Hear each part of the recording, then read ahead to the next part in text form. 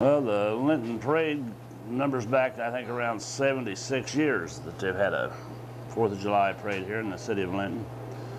And I think it's been a continuous thing for that length of time, Sean. I heard it's like one of the largest in the state.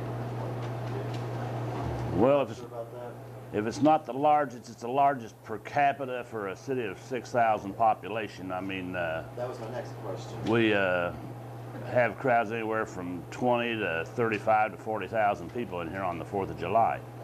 I think you're a prime example. You're a former high school graduate. You come back for your class reunion, and most of the people that's lived here considers Linton their home, seems like.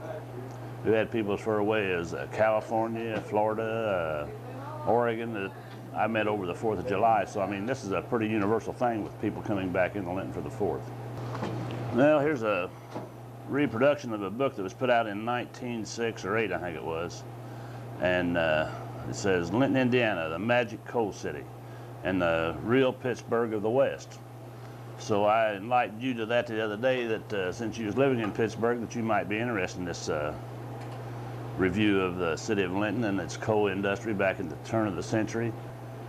When that book was reproduced, the city of Linton, which is only probably half the size it is today in square area, had a population of 12,000 people. You had a total of 15 deep mines within a 5-mile radius of the city of Linton, with an enrollment of 2,500 coal miners. At that time, Linton had the highest per capita income of any city in the state of Indiana. Of course, you know, in later years, I mean, the coal industry has dwindled down, the deep mines has faded out, and they went to the strip mine operation, which they produce more coal, but they do it with less manpower and more big equipment. So it's had a drastic change in the coal industry. There's stripper pits too, right?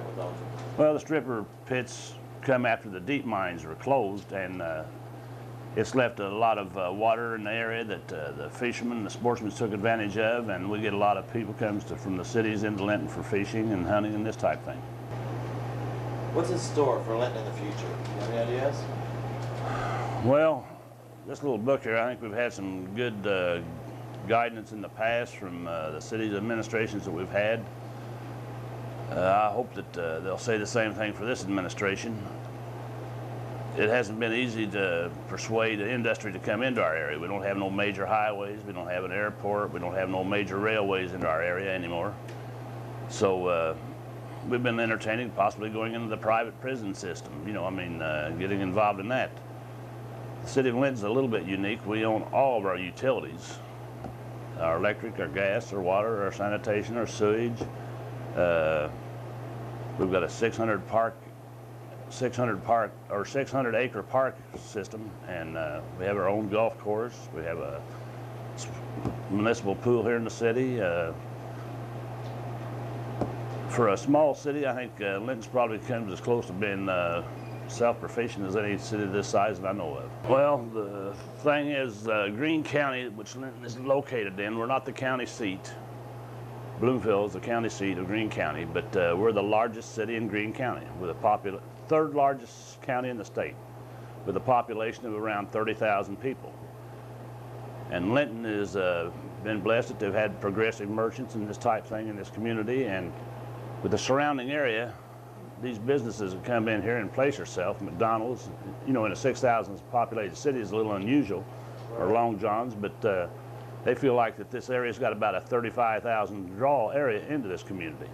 So we're sort of the shopping hub here in Southwest here. A lot of people don't know where Linton is.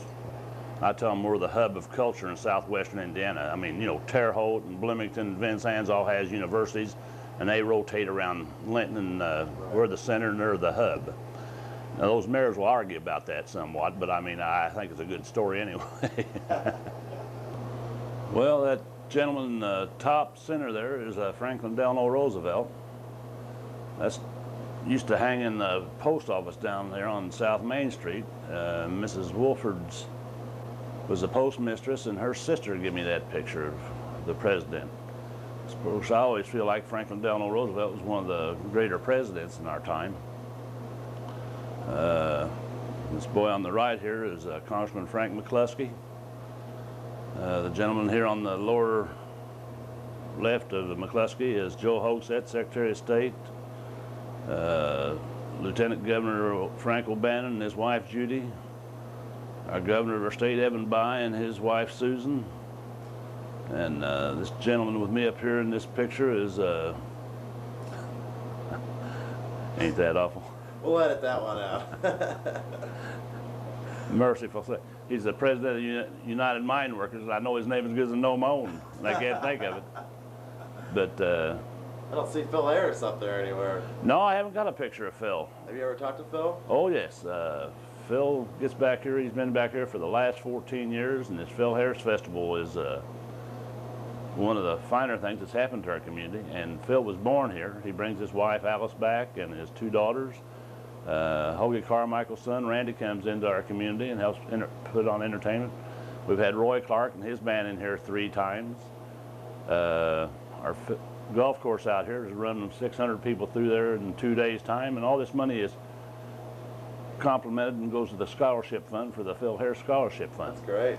And you can't believe the people we've had in here. I mean, Ernie Banks, you know, Neil Armstrong, of course, Bobby Knight, our own Bobby Knight from Bloomington. Yeah, I waited on him once. And he's, all these people are just down-to-earth people. I mean, Forrest Tucker, who's a native of Plainfield, and Claude Akins from Bedford, they come in and help make this thing a real success.